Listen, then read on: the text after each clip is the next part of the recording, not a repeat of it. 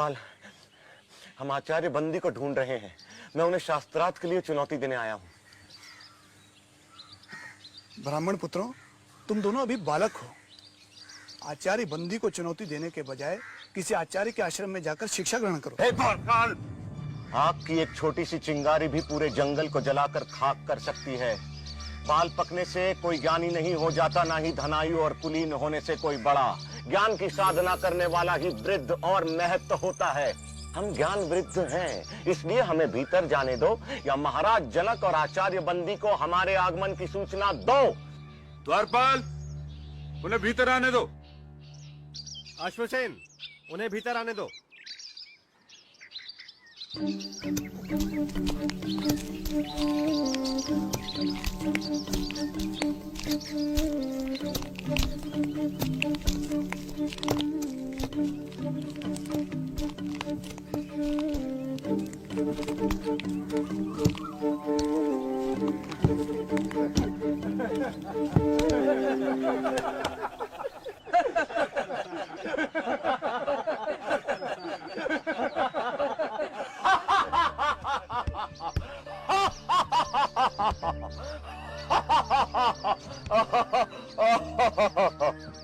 ब्राह्मण देवता, आप सभा को देखकर इस तरह क्यों हंस रहे हैं? महाराज, मैं तो ये सोचकर यहाँ आया था कि जनक की सभा में आकर इन विद्वानों के बीच मैं आचार्य बंदी को शास्त्रार्थ के लिए चुनौती दूंगा, लेकिन यहाँ आकर मुझे लगा कि ये तो मूर्खों की सभा है। राजन, मैंने अपने हंसने का कारण तो बता दिया। अब आप अपने मूर्ख विद्वानों से पूछे कि वे किस पर हंसे, मुझ पर या उस कुम्हार पर जिसने मुझे बनाया? पूछो किस पर हंसे ये सब।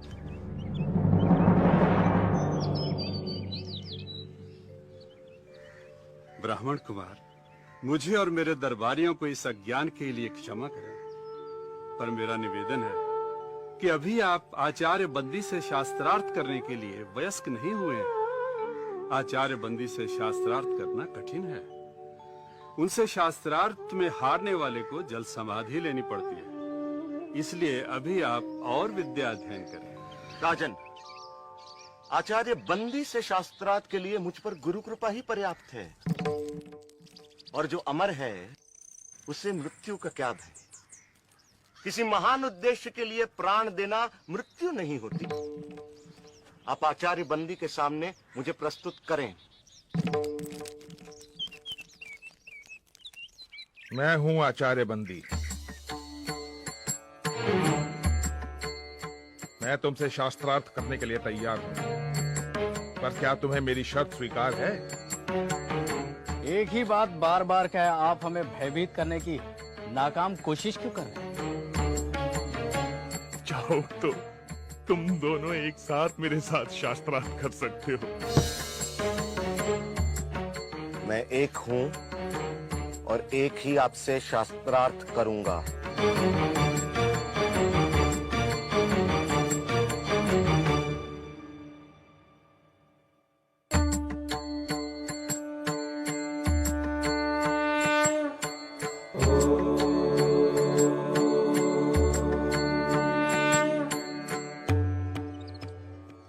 प्रपंच क्या है? जो कुछ दिखाई देता है, जो कुछ, वह प्रपंच है। जो दिखाई देता है का तात्पर्य क्या है? जो दृष्टिगोचर है, मन और इंद्रियों का विषय है, जिसे मैं स्वयं जानता हूं, वही दृश्य है। जो दृष्टा है उसे कौन जानता है? स्वयं को कौन देखता है? उस स्वयं, उस आत्म को देखने के लिए किसी की सहायता की जरूरत नहीं पड़ती। जैसे सूर्य को प्रकाश के लिए दिए की जरूरत नहीं पड़ती, वह स्वयं प्रकाशमान है। यह संसार कहां से और कैसे आया? यह सृष्टि उससे और सिर्फ उससे आई। वह कौन है? वह ब्रह्म है, वह ईश्वर है। वही अपनी माया से इस संसार को रचता है। वह ही रचनाकार, पालक और इस जगत का संहारक है। ब्रह्म इस संसार की रचना, पालन और संहार कैसे करता है? जिस प्रकार मकड़ी अपने जाल की रचना करती है, उसी में विचरण करती है और फिर उसी को निगल जाती है, उसी प्रकार ईश्वर संसार की रचना, पालन और संहार करता है। जीव क्या है? जीव आत्मा है। वह निर्विकार स्वयं है, परंतु अविद्या के प्रभाव में आकर वह स्वयं को मन और शरीर समझ बैठता है। इसीलिए वह इस संसार का अनुभव करता है। अविद्या क्या है? अनात्मा को आत्मा समझना, निर्विकार को विकार युक्त समझना और इस संसार को ही सच समझना अविद्या है। तो विद्या क्या है? आत्म का ज्ञान विद्या है। सा विद्या या विमुक्त है वह जो हमें सारे दुखों, पीड़ाओं, बंधनों, अज्ञान, प्रतियोगिताओं, भ्रम और भ्रामक कल्पनाओं से मुक्ति दिलाए, वह विद्या है। जो हमें द्वैत के भाव से, हम दो हैं के विचार से, अलगाव के विचार से, तुम और मैं के भेद से मुक्ति दिलाए, वह विद्या है। विद्या दृष्टि देती है जिससे मनुष्य अपने ब्रह्म रूप को पहचान सके।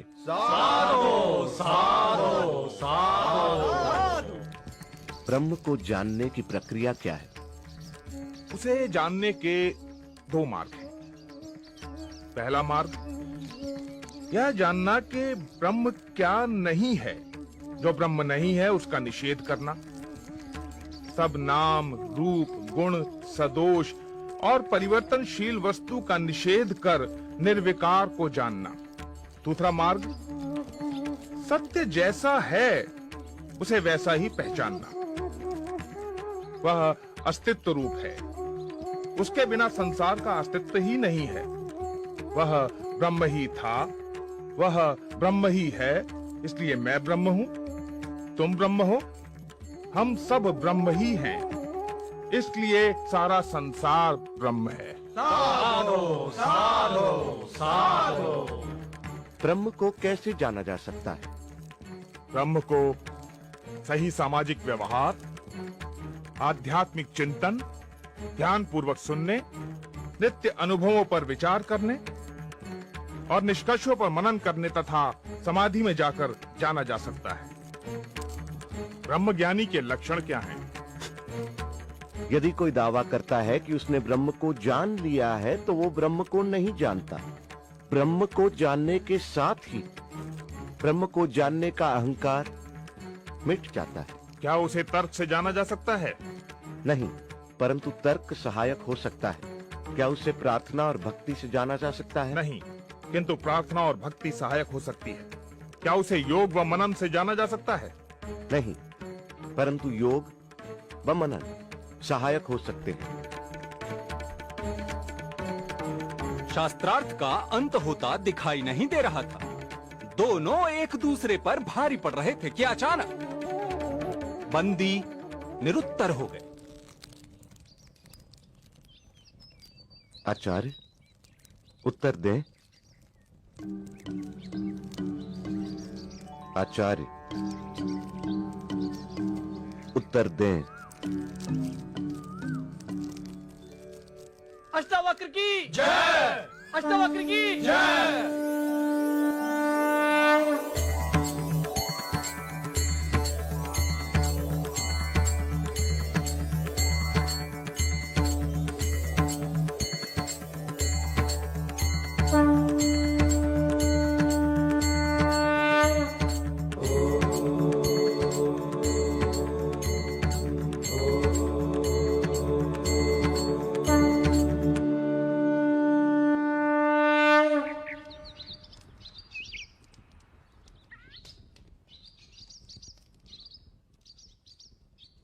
मैं अपनी पराजय स्वीकार करता हूं।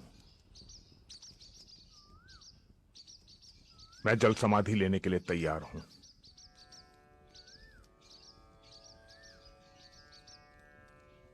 मैं आपको जल समाधि देने नहीं आया हूं आचार्य बंदी। याद होगा आप सबको कि आचार्य बंदी के अभिमान के कारण और इस प्रथा के कारण कितने निर्दोष विद्वानों की जान गई। आचार्य बंदी, याद करें आचार्य काहोड को। मैं उसी आचार्य काहोड का पुत्र हूं।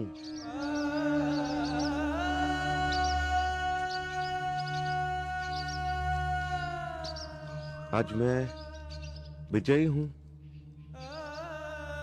आप पराजित। मैं चाहूं तो आपको जल समाधि दे सकता हूं, परंतु मैं ऐसा नहीं करूंगा आचार्य बंदी। क्षमा ही मेरा प्रतिशोध है। मैं आपको क्षमा करता हूं आचार्य बंदी।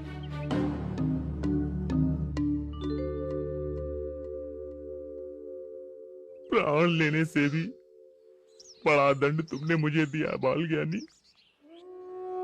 मुझसे पाप हुआ है, पाप हुआ है मुझसे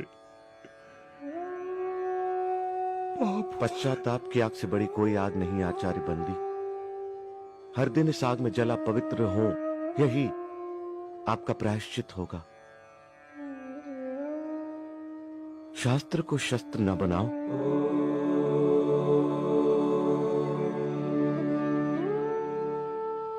महाराज,